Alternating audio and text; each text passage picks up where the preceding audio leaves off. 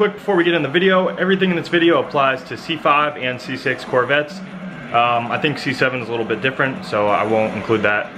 C7s, C5 and C6. All right, enjoy guys. What's going on today guys? It's hot and humid here in North Carolina, so I'm gonna make this video short and sweet because I want to get back inside to play some more Blackout. So, first thing, I'm gonna show you guys the limitations of the PBM and vettenuts style modded knuckle angle kits. I'm gonna show you the limitations and tell you what you can do. We're not gonna do the modification solution to the limitation today. I kind of worded that weird, but you know what I'm talking about.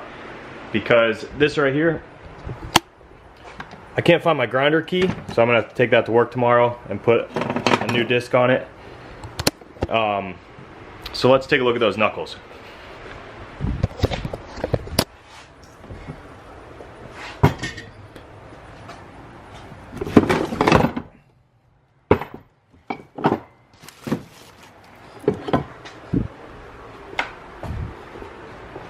So this right here, this is a vettenuts knuckle that I actually broke.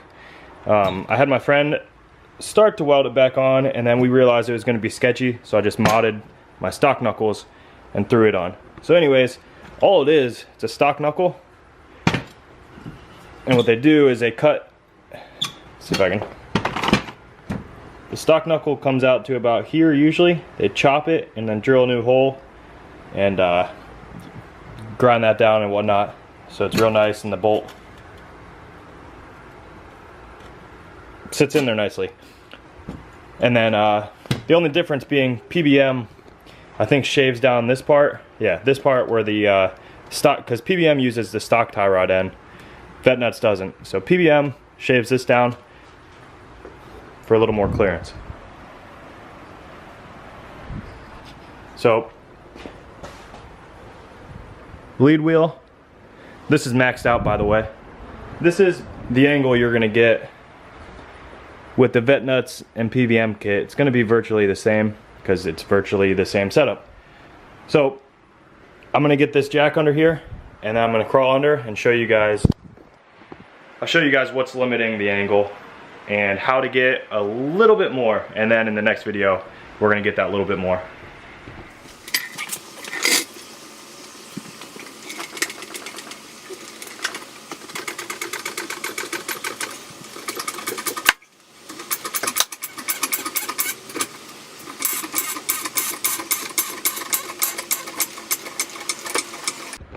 Alright, so I probably should throw some jack stands under here, but for as quick as this is going to be, I think we'll be alright. Oh, as you can see, actually, let me grab a light.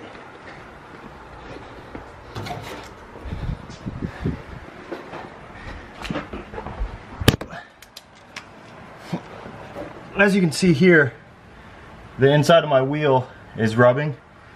I believe that is on, if you can see it right there, the lower control arm on the lead wheel. And then also, if you can see here, this is where PBM grinds their knuckles down a little bit, and that would probably help me a little bit. But also I need to cut this corner off here, because I think it's at, we'll see it on the other wheel actually. I think when your suspension's fully extended like this, the heim joint hits there. But anyways, I gotta get back there and show you guys. The limiting factor on the lead wheel is right here. So, as you can see, the banjo bolt for the brake caliper is hitting the lower control arm. But it's because the wheel's all the way extended. Or not the wheel, the suspension. As you see here, on the lower control arm, it's shaved down a little bit. That's from the wheel. I believe when it's fully compressed, I can get that much angle. But that's going to cause binding if your suspension, if you're on stock suspension, and it's kind of super soft and going all over the place. So let's check out this follow wheel.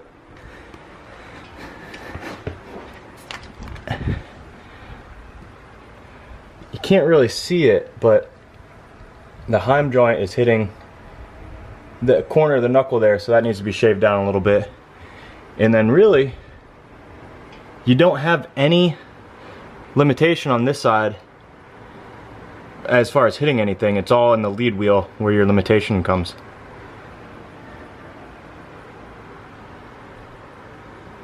So there's that. Almost forgot to tell you guys how to get around this. How to get around the limitation. So what you can do is, sorry for the heavy breathing. You see this? It's almost like a flange on the casting. It's on the front and rear of the control arm. What you can do is shave that down. It's probably a good 1/4 inch to a 1/2 inch that you can shave down on each side, and that's gonna let you get a little bit more angle. It is only a 1/4 inch or a 1/2 inch off that, but that's gonna be pretty significant. And then as far as the knuckles go, you can shave them down like the PBM knuckles, which I'll insert a picture of right here. Well, no, I'm not gonna do that. You guys know, if you're looking at angle kits for these, you know what I'm talking about with the PBM knuckles, how they're shaved